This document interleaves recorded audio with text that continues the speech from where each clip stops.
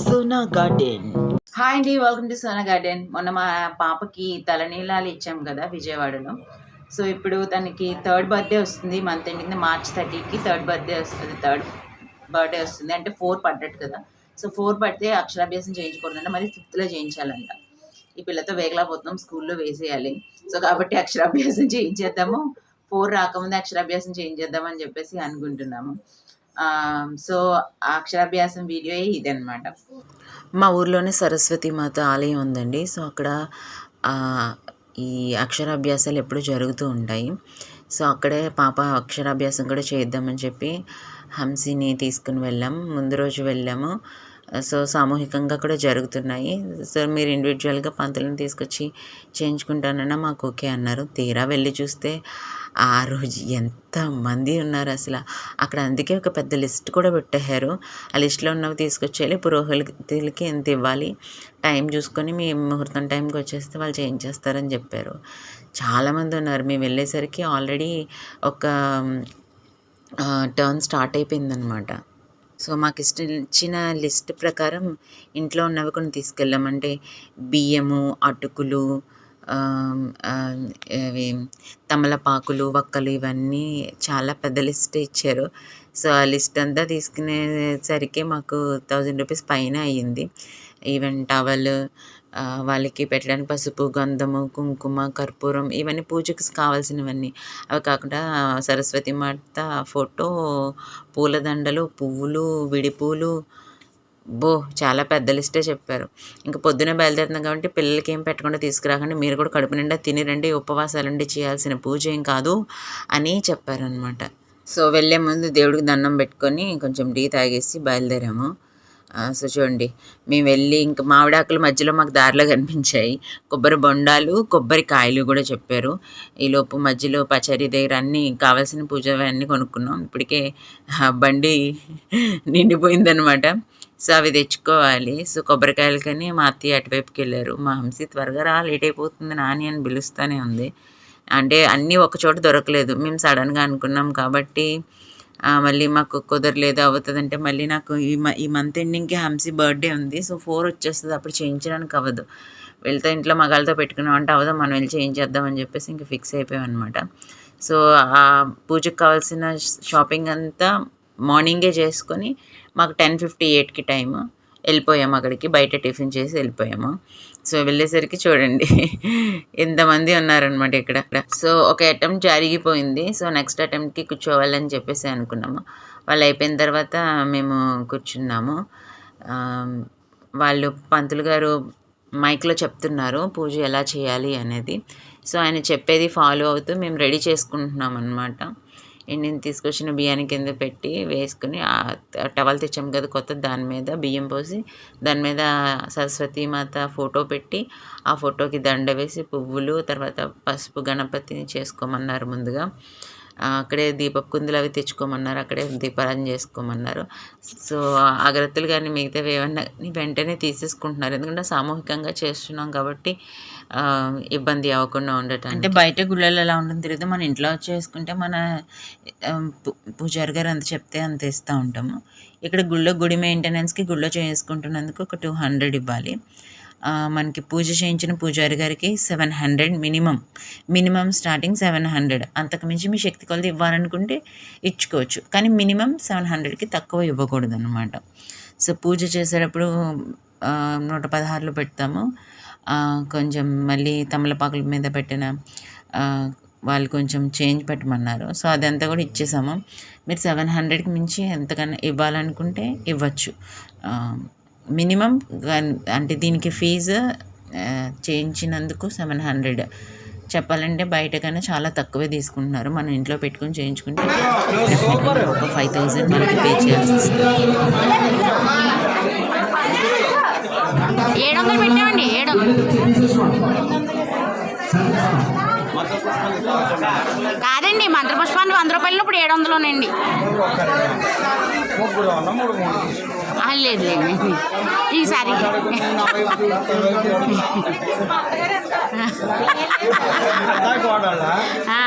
దండం పెట్టుకోమ్మా. పంచుకం సమర్పయామి. గంధం ఉంటే గంధం వేయండి. ఓం దివ్యశ్రీ చందనాంతం చందనం సమర్పయామి. మనసగా ఓం వరప్రదానే నమః. ఓం శ్రీప్రదానే నమః. ఓం భద్రవయానే నమః. మానానే నమః. సర్వదే నమస్కృతానే నమః. ఓం సౌమ్యానే నమః. సురాజ నమస్కృతానే నమః. ఓం కాళరాత్రే నమః. ఓం కళాధారానే నమః. ఓం రౌపసౌభాగ్యరాజిన్యే నమః. ఓం భాగ్యేన్యే నమః. పురాణోహానే నమః. ఓం భారాట్యే నమః. ఓం మారిదాసనానే నమః. చిత్రాంగరానే నమః. చిత్రగంధానే నమః. చిత్రవాద విభూషితానే నమః. ఓం కాంతానే నమః.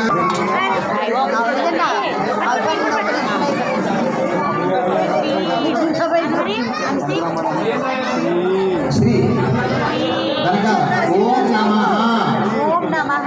వెనక్కి తిప్పాలి. అయ్యే శ్రీకారం చుట్టేక వెనక్కి తిప్పాలి. ఓం నమః.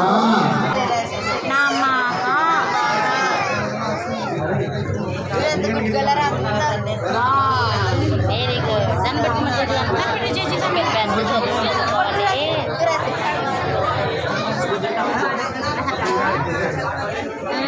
ఓం నమః శివాయ సిద్ధం నమః. తాతలో ఉద్యోగం చేస్తాను. కూర్చో. అయిపోతే కూర్చో. చేస్తావా తల్లి? అను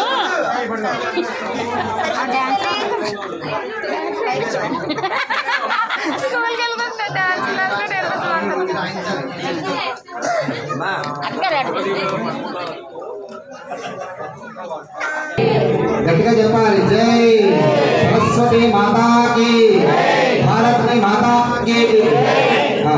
కర్పూరం ఎవరికి తగలకుండా దూరంగా పెట్టుకోండి.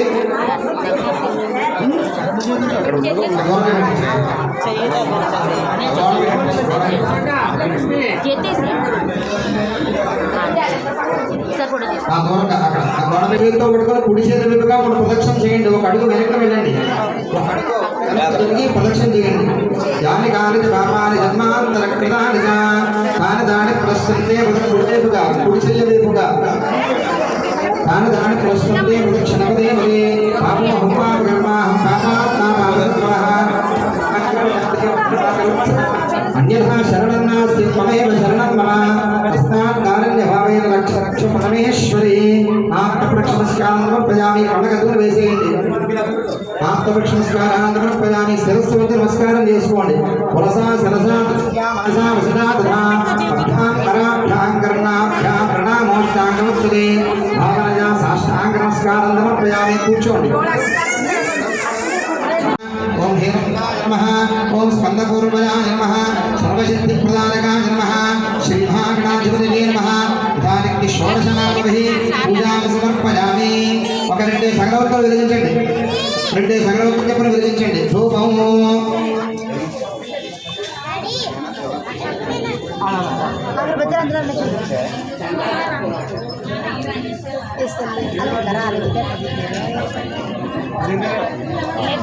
అగరబత్తులు పొగ చూపించిన నాయకుడికి మంట అర్పయాలి. ధూపము అలా చెప్పండి. పూర్వ సంకల్ప ప్రకారేణ మయా కృత సంకల్పిత సరస్వతి అనుగ్రహ సిద్ధ్యర్థం సరస్వతి పూర్వక నవగ్రహ మండప ఆరాధనం కరిష్యే. అక్షతలు పట్టుకోండి మగవాళ్ళు.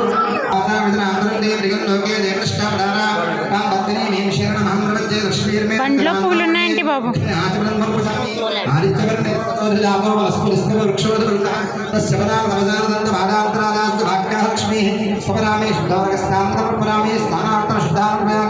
మీ దగ్గర జాకెట్ ముక్క ఉంటుంది. ఆ జాకెట్ ముక్క మడత పెట్టి అమ్మవారి మండపంలో పెట్టండి.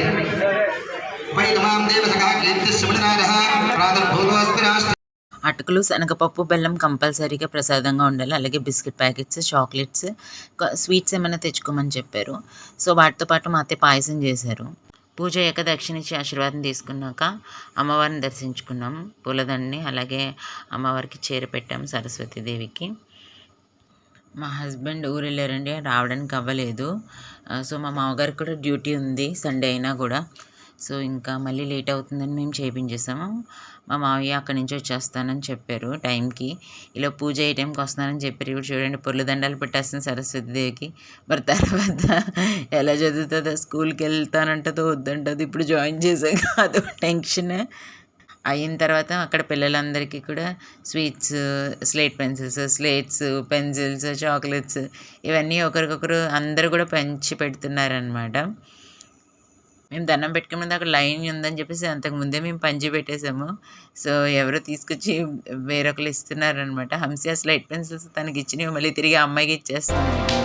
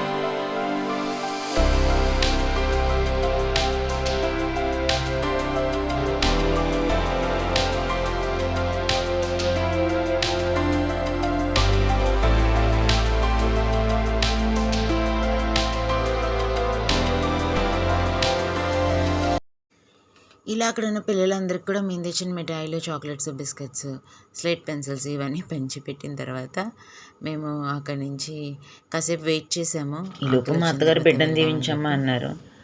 మా హంసికి కాళ్ళు చూపిస్తే కానీ కాళ్ళకి దండం పెట్టదు. సో దండం పెట్టుకుంది ఎలా అయితేనా. ఆ తర్వాత పంతులు గారి దగ్గరికి వెళ్ళి ఆశీర్వాదం తీసుకుంది. ఆ అమ్మాయి కుంకుమ పూజ చేసినప్పుడు కానీ, చెప్పమన్నప్పుడు కానీ చక్కగా చెప్పేస్తుంది మీ అమ్మాయి అని అంటున్నారు. పెద్దది కదా అన్నారు. కానీ దాని ఏజ్ వాళ్ళు అసలు మాట్లాడట్లేదు యాక్చువల్లీ.